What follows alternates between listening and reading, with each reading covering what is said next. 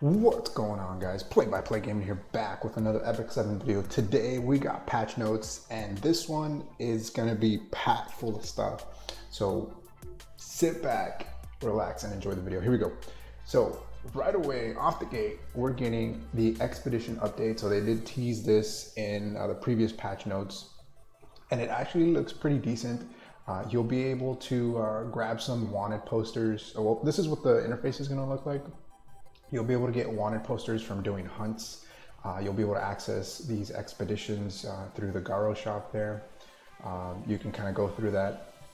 But the rewards are going to reset every month. You'll be able to earn these wanted posters from doing hunts. So you'll have to do hunt 8 or above to get wanted posters. You're only going to be able to hold a total of 5 wanted posters. So once you have a maximum of 5, you won't be able to hoard anymore. So I would, just based off of this, I would say use them as soon as you can so that you can keep doing it every day. You'll be able to select which of these boss monsters you want to go on an expedition on. You'll select the level, I believe. I think you have to clear each one before you get the levels. I'm also assuming that each level drops higher rewards.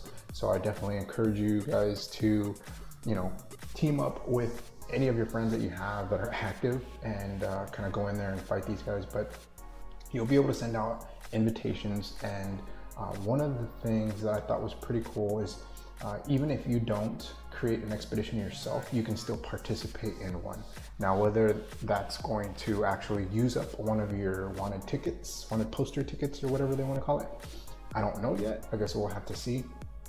But it says you can receive up to 20 invites per boss. Once you reach the limit, you cannot receive any more invitations. So it looks like if your friend invites you, that can be done up to 20 times. Once you've been invited 20 times, then that's it. But you can then again return that to your friend, right? You can invite them 20 times, unless they've already been invited 20 times. You have up to 6 people that can participate in an expedition, so I think that's pretty cool. This is what I guess kind of the expedition screen will look like. You'll have maybe the rankings here on the left side, the main rewards for each boss. I'm assuming each boss will drop different hunt mats and rewards. So there's players who create an expedition can invite friends or guild members from the battle preparation screen. So here you go. That's that expedition invite. You'll be able to select your team here of who you want, and you'll be able to actually do the expedition up to 3 times per day. So the same one. So if we go back up, if we select, let's say this guy, you'll only be able to do it 3 times in one day. However, you can do each boss monster, each expedition 3 times a day. So it's more than enough tickets than you can hold anyway. So you'll have plenty to do, so that's pretty cool.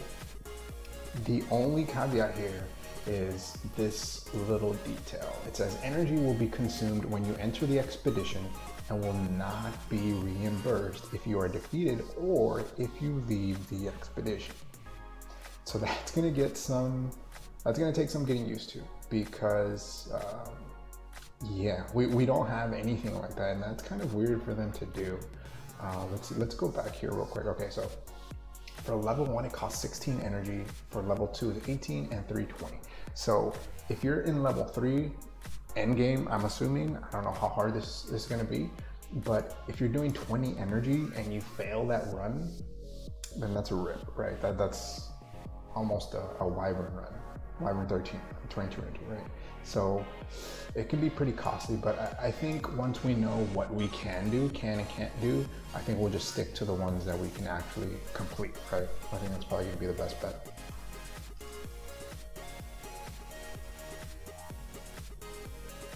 So it says the health of the boss monster and the expedition damage ranking will be displayed on the battle screen. This will be updated periodically. So here it's kind of like Holo Trials, where you have the total damage done, and then, I mean, I'm assuming you'll kind of go through it. However, I think you lose once your team dies here. I mean, they're all at 1 HP here, so I don't know what's going on. Or if you can actually defeat them in one go, or maybe you just do the most amount of damage. probably. So even if the expedition, so if the boss's health is 0, the boss will die on the next turn and the battle will end. Okay. Even if the boss dies, the damage inflicted on the boss up to right when it dies will be reflected on the expedition damage ranking. Even if the expedition is terminated in the middle of battle, the number of possible entries and energy will be deducted and rewards will be distributed. Okay, so even if you get him halfway and you lose, anything that adds up to rewards, you're still gonna get that for doing a certain amount of damage. So that's pretty good. However, I still don't know about using up energy and all that, even if you lose. Okay, so you will not be able to carry out an expedition battle again. If you lose, maybe? I don't know about that one. So you can view the expeditions that have ended by going to the expedition list. And so here are the rewards. So if you just participate, you get gold for just going up against the monster. So that's, I mean, it's better than nothing, I guess. Players, for actually defeating the monster, players can obtain reforging mats and boss points dropped by each boss. Players can earn rewards from the expedition depot based on accumulated boss points. Time attack, eliminate the boss within 30 minutes of creating an expedition to obtain 1 additional reforge mat. Okay. 1 additional? Hey. If you lose, you'll still get reforged materials and gold, but you can't get manifestation stones or boss points. So this is, I guess, an example. This person here got reward 1. They got 2 of these golden mats, and they got 40 points. If they failed, depending on which one this is, I don't know if it increases, but let's say it's the minimum one. Let's say it's the 16 energy, right? It was 16, 18, 20, something like that. You get 25K. I mean, you still get more from Wyvern 11, right? Or is it about the same? Isn't it 30, something like that? Okay.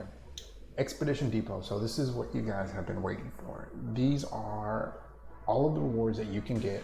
And so these are the points. So if you noticed here, you got 40 points. And as you earn more points, you'll be able to unlock each one of these different sections and obtain each of these rewards. They look okay. These manifestation stones, 50 manifestation stones. That's pretty insane, especially for everyone that's farming. More so free to play because we can only farm a certain amount of times, right? To get these, and you only get what, like 1 or 2. It's pretty bad. So 50. If you do just 2 of these monsters, you'll be able to unlock both of these 50. You'll be able to do at least 1, right? Is it 100 or 200? If it's 100, you'll be able to at least do 1. If it's 200, then it's a rip. Okay, but at least you're getting 50. So all of these will reset once a month. So that's not that bad. So let's take a look at the other rules. Heroes who are currently in an expedition cannot be transmitted. Okay, if there's no activity for 10 minutes after entering a battle, the result screen will be displayed. At the end, so you can't just sit there and do nothing and stall. At the end of the expedition period and when calculations begin, all expeditions currently in progress will be set to defeat. Oof.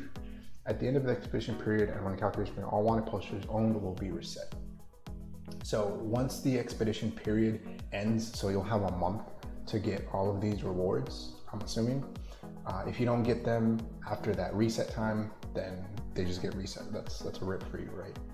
Boss points will not be carried forward to the next period. Yeah, it's not too bad. So overall, I think it looks okay. I mean, the rewards look decent. I would say the biggest thing is the manifestation stones here.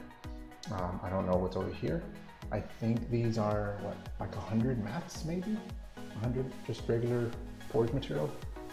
We'll see. Next up, we're finally getting Nixied Zone 5. So that's gonna be pretty good. You'll be able to grab all of these rewards for clearing and exploring and grabbing all the chests within Nixied Sanctum. These actually look pretty decent. They're crit and destruction. Everything has either offensive subs or offensive subs. So if you look at it just real quick, you got chest ring with speed, attack, crit chance, crit damage, health. So right away, it could definitely be a bruiser ring. This necklace is the same thing. crit chance, attack, health, effectiveness. On a crit damage, it's crit damage with crit chance. And I think we also got speed here on the chest. So crit chance, crit damage, speed, 4 speed. Everything else, I still think it looks really decent for 78 gear. I would definitely try to roll at least the ring and the necklace, see where it goes. Even this chest, you might get speed out of that, even though it's not a speed set, but it could still roll pretty high just because it starts off with the initial 4 speed. But yeah, definitely grab those. I mean, it's something you can definitely look forward to. Number 3, we're getting exclusive equipment for your girl Ravi and Cowrick. So I don't know how many of you guys actually use Cowrick. I did try to pull on him a couple of times on his banner when he came around, but I don't know, he didn't really shine to me. He didn't really, speak to me and say, pull, pull. So we got Ravi, her exclusive equipment. I don't know how to feel about this. It seems kind of meh, right? So she increases her attack up to 14%, and then she gets S1 EE and then S3. So the only one that really stands out to me is probably the S1, which has a 40% chance to dispel 1 debuff from the caster. So it's kind of like Little Queen Charlotte, where she gets immunity, right? Sort of, she'll hit the target, kind of cleanse herself. So it's like a self-cleanse, except it's only 40%. So it's not even guaranteed. And 40% is really, really low in Epic 7, I would say. Might as well be 0. Her S2 has a 35% chance to burn for 2 turns when she uses her S1, and then her S3, it just increases her stun chance by 10%. That's it. I don't know, I think this should probably be just dispels 1 debuff from the caster when using Slaughter. Kind of like, what's her face? Vivian. She cleanses, right? On her S3, she has a full, not a full cleanse, but a partial cleanse. They should have made this, a full cleanse, dispels 1 debuff, not a 40% chance. Like, why do you gotta add that, right? Just make it so. But Cowrick, he gets crit chance, so he's definitely a lot easier to build damagey, right? To deal more damage. So that's not too bad. The only one that I think maybe is this increased attack for the caster for 2 turns. So when he does his Dimensional Corridor, which is his S2, I believe, he gets an increased attack. So that way you can kind of go into the S3 and then nuke some people out. So those will be in the shop, so you guys can go in and buy those. I think I'm probably gonna skip on Ravi. Even though I have Ravi, I think I'll probably skip. I don't know, we'll see. Number 4, we got the new Seaside Showdown side story. So they did kind of reveal this on stream, sort of, but we're getting the puzzle again. And they did mention that this weapon is a speed weapon. So it's an archy gun. It's a speed archy gun. So that's definitely interesting. I'm excited to see what that looks like. If you did the Sigrid one before, this one's pretty cool. Hopefully they keep it the same, where you'll just have to do quests within the game itself and not an actual story. So as you do quests, you'll be able to unlock these little conversation pieces and then kind of see what's going on. So that one was pretty cool. Last but not least, we're getting Araminta and Ravi drop Rateup. So if you don't have any of those heroes, I can say with full confidence that you can definitely skip on these heroes. Ravi, she did get her exclusive equipment. She is awesome. She is one of the first 5 stars that I pulled, and she carried me pretty hard through Raid, Abyss, all content, PvE in the game. However, is she a must pull? I don't think so. Same thing with Araminta. She's cool. I don't have her. I would like to have her, but do you need her to progress in the game if you're doing PvE for the first time? You don't. She is kind of subpar. She does need some kind of buff or rework or maybe exclusive equipment, something to make her shine. I was really hoping Ravi got some exclusive equipment, but it doesn't look that great. It looks like now you probably have to build her counter set. And I've seen her in high rank RTA just from different videos and stuff, and she does work. but unless you're willing to go full ham and invest everything into her, she's not really gonna shine. And I would probably say the same thing with Araminta.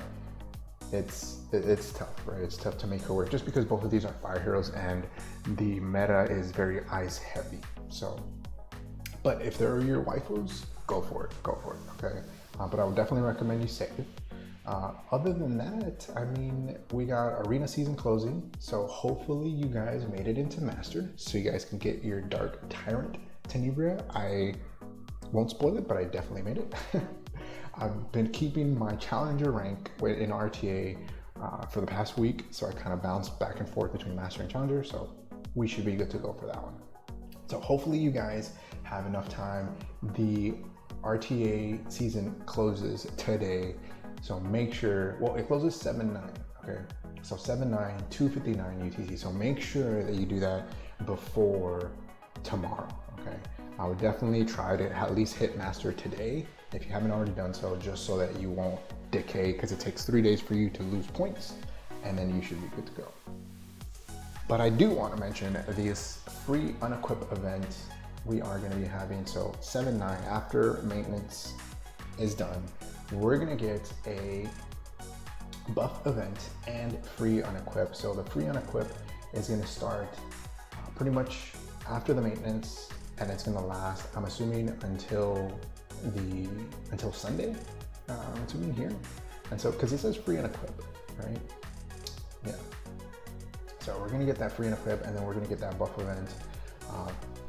Right after the patch hits, we're gonna have the 50 AP points, the XP increase. What I'm looking forward to is this, the 50 hunt and 30% gold increase. We're finally getting that. Last time they removed the gold from that. And I was like, what? So that'll be good. Some more packs. Yeah, nothing too crazy there, but that definitely is good. So yeah, they did release kind of a teaser for the side story. I mean, we kind of saw that there, so it's not a big deal. But last but not least, I want to leave you with this brand new hero, Mui. I don't know how you say it, but here we go. Enough. It's time to behave. So, you wanted to see. Hopefully you guys have something good to look forward to. Nixied Sanctum, the expedition content, all of that is going to be, I think, a lot of fun, especially now we're going to be able to kind of do like a co-op thing with friends. So definitely excited for that. Like always, if you haven't liked the video, make sure you hit that like button. If you haven't subscribed to the channel, make sure that you subscribe. It definitely helps the channel grow and reach more people like you who like content like this. Like always, thanks for watching. I'll see you in the next one. Peace.